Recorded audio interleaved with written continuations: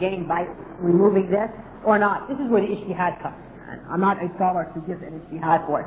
What we are required to know, though, is that it is Allah's religion that has either required women to cover their face or recommended women to cover their face. And then, if there is some sort of, leeway for women in the West because they're under some sort of danger or not, this is for the ulama to decide. Now, you ask who are the ulama? Since you asked this twice, I'll say, I think, in my opinion, this is my opinion, that the ulama today, you can find, if you're looking for knowledge, seek it in three men. Ibn Baz, Ibn Uthaymeen, and Shaykh al-Albani. These three men have distinguished themselves among their contemporaries in terms of their knowledge and their piety and their awareness of what's going on in the Islamic world. So it's always good to seek knowledge in what they have concerning these issues. That's not to say there are not other scholars who are equal to them or better to them or not, but I feel that these are the imams of Ahl Sunnah Jama'ah in our time. This is just my opinion. Yeah, Shaykh Ibn Baz in Riyadh, Shaykh Ibn Uthaymeen in Qasim, and Shaykh al-Albani in Sham.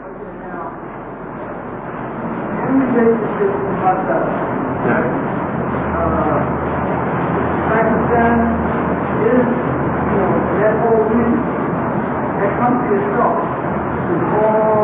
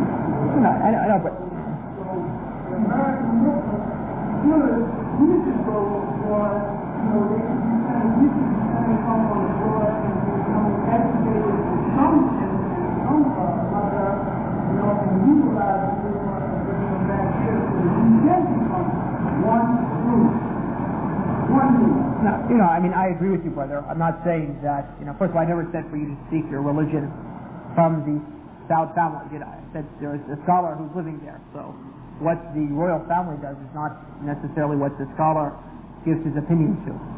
And the point is that the religion of Allah is one. I mean, whether it is in anywhere in the world, Allah's religion is one for all people during all time.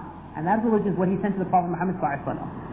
Inshallah ta'ala, there will come a day when we will find amongst Muslims who are born in this country who will reach that level of scholarship where they can benefit the people of this country or other Muslims who live in similar circumstances in the West. And they will be scholars in their own right who can give ijtihad and so forth. When that day appears, alhamdulillah, then we will seek their opinion, because besides having religious knowledge, they will also have a deep understanding of what is going on in the day-to-day affairs of Muslims here, which might not be the same in Muslims elsewhere. But until that time comes, are we supposed to then, neglect the knowledge which is out there in the Ummah? I say any scholar of this Ummah who adheres to the Qur'an and the Sunnah as understood by the earliest Muslims, the righteous salaf, you should take study from them. Personally, I feel that those three men have distinguished themselves amongst their contemporaries and are the leaders of Ahl Sunnah Jama'ah in our time.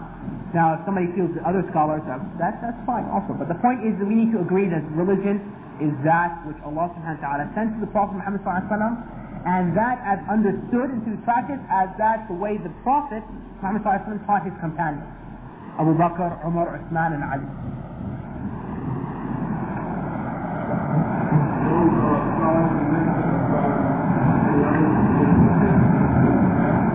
Excuse me? Yeah.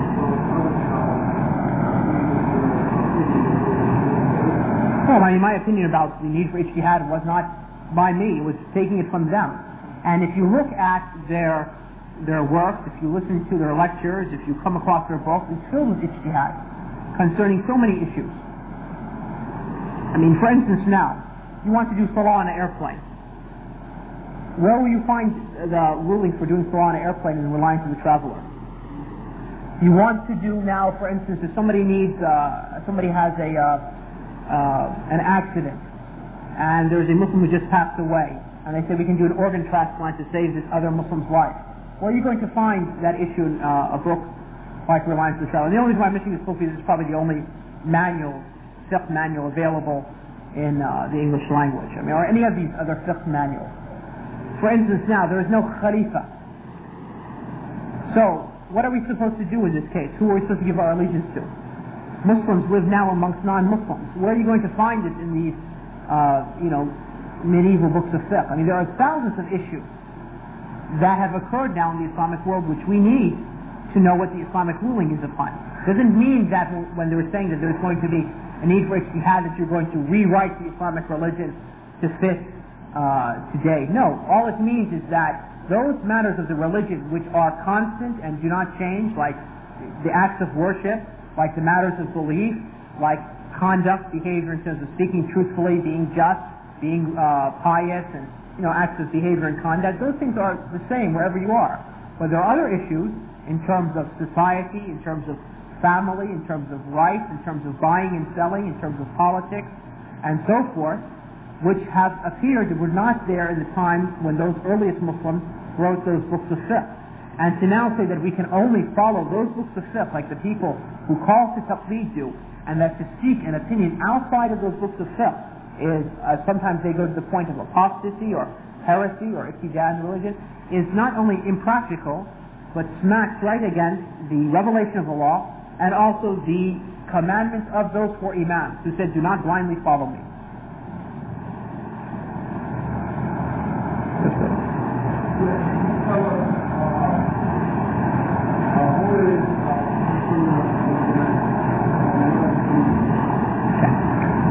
Who are Ahl Sunnah wal Jama'ah? You have to understand that this term, Ahl Sunnah wal Jama'ah, it consists of a number of Arabic words. The first word is Ahlu. And Ahlu sometimes is translated as people or family. It means those who deserve a certain quality. So they are those people of the Sunnah, and they are those people of the Jama'ah. The Sunnah here refers to that which Allah subhanahu wa ta'ala gave the Prophet Muhammad sallallahu alaihi wasallam. It doesn't just mean the Sunnah in the sense that we say Qur'an and Sunnah, meaning Hadith. But it means here, the Sunnah means the way of the Prophet Muhammad sallallahu alaihi wasallam in the most general sense. So therefore it includes what you find in the Qur'an, and also what you find in his words, the Prophet sallallahu alaihi wasallam's words, the Hadith. And the Jama'ah here refers to those earliest Muslims, the Prophet's companions, who gathered upon the Sunnah and did not swerve out of it. And it also implies that those people who stick to the Jama'ah, I mean they stick to those imams who are the, for lack of a better term, the lawful rulers of the Islamic community. It says that if you have a Khalifa, and they do not split off and do not give their obedience to him. Also, the term Ahl Sunnah Jama'ah has two senses to the word. There's a general sense and there's a specific sense. In the general sense, it means that you're not a Shia. You're not from the Shia. You're not a Shi'i. This is the general sense of the word. And for instance, like if you now, this is the understanding even of the Christians and the Jews. When you read in the paper now, and they say so-and-so is a Sunni country, they don't mean that he's following the way necessarily of the Prophet Muhammad ﷺ and the earliest Muslims. They mean that he's just not Shia.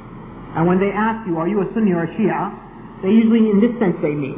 There's also a specific sense to Ahl Sunnah Jama'ah. It means that those people who follow that guidance of the earliest Muslims, and this is what we call Ahl al-Hadith, the people of the Hadith.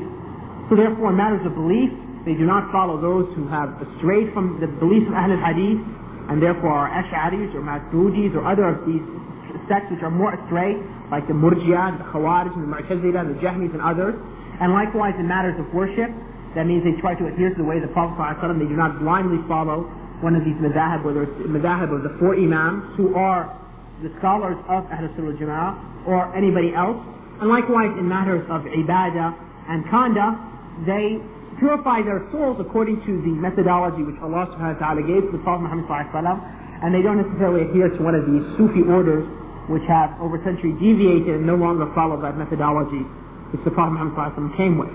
So when you say Ahl Sunnah Jama'ah, it's in two senses. That general sense means you're not a Shi'i, and in that sense, anybody who's not a Shi'i enters into it, whether he's Sufi, whether he's Mu'tazili, whether he's Ash'ari or whatever.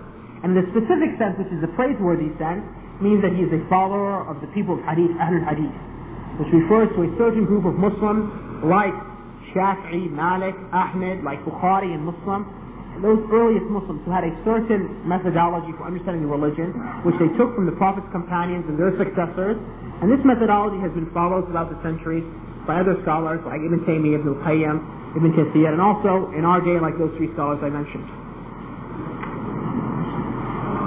I noticed that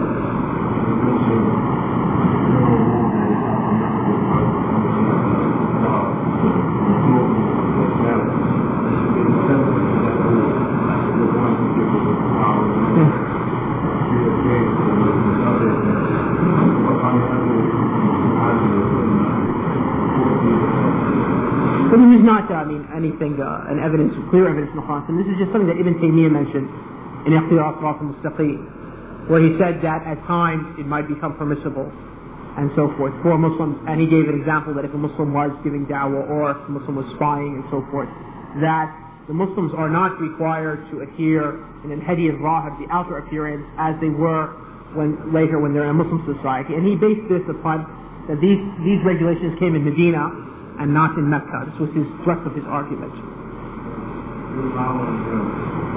his verdict, he doesn't have any evidence No, because his evidence is what? He's saying that these regulations came, looking at the Sharia, that when the Muslims were in Medina and they were a Jama'ah and they were strong, and then while they were in Mecca, they were not required to do that because they were in a state of weakness. So he's deduced the principle of that Sharia, and that's just his ijtihad. It's not necessarily something which we can say is binding for his understanding or not. That's the same thing with people who follow the people of the Madhhabs. They not follow the Hadith or not that Hadith of Allah. And in particular issues, they're taking that verse. They're saying that they're taking it mainly from the ijtihad, they're taking it from them. But we know that there's no ijtihad if there's a law. You have a text on a particular issue, and there's no room for ijtihad. The only ijtihad is if you don't have enough a text that is specific for something. This came up in the table of this law, we have a specific text. We're going to make exceptions to it, and we have to have text. For anyone to make up any exception that includes from his own ijtihad, anyone who likes to follow them, will follow them. And if we did so, what would be the difference from this? From the people who say that I follow the Imam such and such, or Madhhab such and such, for the ijtihad. And when you bring up evidence from the Qur'an and the Sunnah, they say I follow the ijtihad of that person. And if someone were to bring to the evidence from the Sunnah, man tashabaha biqawmin fahuwa minhum. And what evidence would you bring? Would you go against that authentic hadith for the ijtihad of that person, or would you give up the ijtihad of that person for that hadith? There's two issues here. First of all, those people who blindly follow these madhhabs, they are not aware of the arguments of those people who they're following. All they say is that we're Hanafis or Shafi'is or Malikis or Hanbalis or whatever, and we're following this because this is our madhhab. Over here, I'm giving you the statement of the scholar, the place where he said it, and also his reasoning to it. So there's a difference. Also, the second thing is that there are binding action in accordance to that opinion. And I'm saying this is his ijtihad, and this is his reasoning, that his deduction in the matter, and therefore it is not binding upon us necessarily to accept this principle or not. So there's a big difference in the way of approaching the issue from those people who are making taqlid and the issue that I mentioned.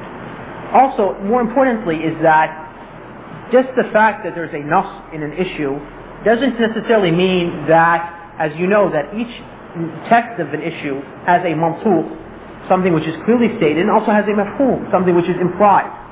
And sometimes the ulama deduce from these texts of the Qur'an and Sunnah things which are implied, which are not necessarily clearly stated in these hadith, but they've taken it from the general principles of the religion.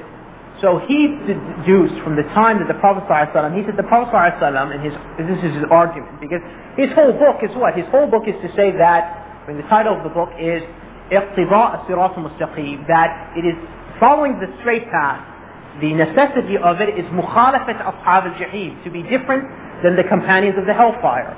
And then he starts to lay out this principle using first evidences from the Qur'an, then from the hadith, and then from also the statements of the earliest Muslims, and he then focuses on the issue of resembling them during times of Eid and religious celebrations. But in that discussion, he mentions one thing, that he says that these ahadith, where the Prophet ﷺ told the people to be different than the disbelievers, occurred while they were in Medina, and not while they were in Mecca. And therefore, when Muslims are in a certain circumstance, when they resemble the people, like the people in Mecca, and they're in states of weaknesses, in a state of weakness where the situation is similar, the obligation to be different from them to such a degree no longer becomes required. And indeed, he says that sometimes it becomes recommended for them not to do it, like in the case if he's a spy or if he's giving da'wah, and he gives maybe another example or so forth. So this is his ijtihad, in the sense that he's saying that from the aims of the Sharia, if you look at the aims, the thrust of all these ahadith and so forth, that this type of action, to be different from them, is when there is an aim is to be achieved, benefit. And when that benefit is not being achieved, and it's going to cause harm, or there's a better benefit, that these regulations are not removed, but are not required to that obligation. This is his ijtihad. I mean, if somebody feels that in his deduction over here, he has hit on a principle of the Sharia, and this is the thrust of these ahadith, then alhamdulillah. And if he does not feel that, then he doesn't necessarily need to adhere to that. And also, this is an issue which opens a door of, as you mentioned, that people will now discard a lot of things because they'll say, well, we're in a different situation and so forth. And I only brought it up because the brother mentioned saying that we're in America and you're saying that we have to cover niqab and there's a certain circumstance, To say, no, that I understand the principle he's talking from. And this is a principle mentioned by the ulama, but it needs an alim now to put each issue in its category. I don't know if that answers it. Yes, brother.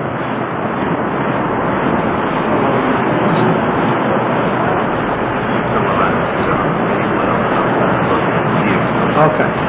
So, the brother, Abdul Qadir asked me to summarize the question because maybe you might have not heard your voice. And the question is concerning hijrah, and is it required, and what its evidence is, and what its parameters for hijrah, and when should one make hijrah, and so forth. And this is a very lengthy topic. It cannot be discussed in just a few minutes, but it's important to know that the majority of the scholars are of the opinion that it is required for a person to leave the lands of the kuffar, and they base this upon certain evidences. One evidence is the verse in the Qur'an where Allah says, الَّذِينَ تُوَفَّاهُمُ الْمَلَائِكَةُ ظَالِمِي أَنفُسِهِمْ, that those who, when the angels seize their souls and they have caused injustice to their souls, قَالُوا فِيمَا كُنْتُمْ, the angels will say to them at the time of death, who were you amongst? And then the dead people will say, we were weak and oppressed on the earth. Meaning that the reason why we were living amongst the disbelievers and He took our souls is that we were weak upon the earth. So then the angels will say, was not Allah's earth wide enough that you can make hijrah through it? And then Allah mentions that these will go to the hellfire. And then Allah says, except for those men and women and children who are too weak to travel, or they cannot find means to travel, then this is that perhaps Allah will forgive them. So this is a clear Quranic verse showing that condemning those people who die amongst the disbelievers. In a second, brother. Also, there's other hadith where the Prophet ﷺ, where like the hadith in Nisa'i, where the Prophet ﷺ says that Allah does not accept the action of any mushrik who becomes a believer, from prayer or fasting or otherwise, unless he leaves the lands of the disbelievers. And also the hadith where the Prophet ﷺ says that hijrah will remain until Tawbah comes to an end, and Tawbah will only come to an end when the sun rises from the west. So there are many evidences and also the hadith where the Prophet ﷺ condemned those who live amongst the mushrikeen. He says that he is free from them. And he said their fires will never be seen together, meaning the distance that they live from one another. So these are all evidences that show that the strongest opinion that it's required to leave the lands of disbelievers. So the ulama have also differed in this. Some ulama have divided into 6 different cases, like Ibn Uthaymeen. So that those who live among the lands of disbelievers fall into one of 6 different cases. And depending upon which case they are in, it becomes either required or recommended, or for them to leave, or recommended even for them to stay. And therefore, to discuss all this in a few moments is not possible. However, though, what we should believe is that hijrah is of 2 types. The first type of hijrah is the hijrah to Allah and His Messenger, mentioned in the hadith of Umar al-Khattab, where the Prophet ﷺ said, إِنَّمَا الْأَعْمَالُ بِالنِّيَّاتِ فَمَنْ كَانَ هِجْرَتُهُ إِلَى اللَّهِ وَرَسُولِهِ فَهِجْرَتُهُ إِلَى اللَّهِ وَرَسُولِهِ. That deeds will be judged by who they are intended for, and whoever's hijrah is for Allah and His Messenger, then his hijrah is for Allah and His Messenger. This hijrah must be done by every single Muslim wherever he is during any time. Hijrah to Allah and the Messenger. Hijrah to Allah by believing in Him as He describes Himself, by worshipping Him alone, and by judging oneself by His Sharia. And hijrah to the Prophet ﷺ by obeying him and emulating one's life by his sunnah, his guidance. And there's the other type of hijrah, which is to leave the lands of disbelief, the lands of Islam, or the lands of bid'ah, to the lands of the sunnah and so forth, or the lands of sinfulness, even if it's the land of the sunnah, to those lands of righteousness and piety. And this, the ulama have discussed, differed in its requirement or recommended and so forth, as I mentioned. And it's really going to be for the ulama to decide, for a person, is it better for him to, make a hijrah from the United States to Bangladesh or to stay here or so forth. This is not something that I can speak about. But in general, we have to believe that we are not supposed to be amongst these disbelievers. And that whoever Allah subhanahu wa ta'ala, in His mercy, opens for him the door to go to the lands of Islam, he should go there.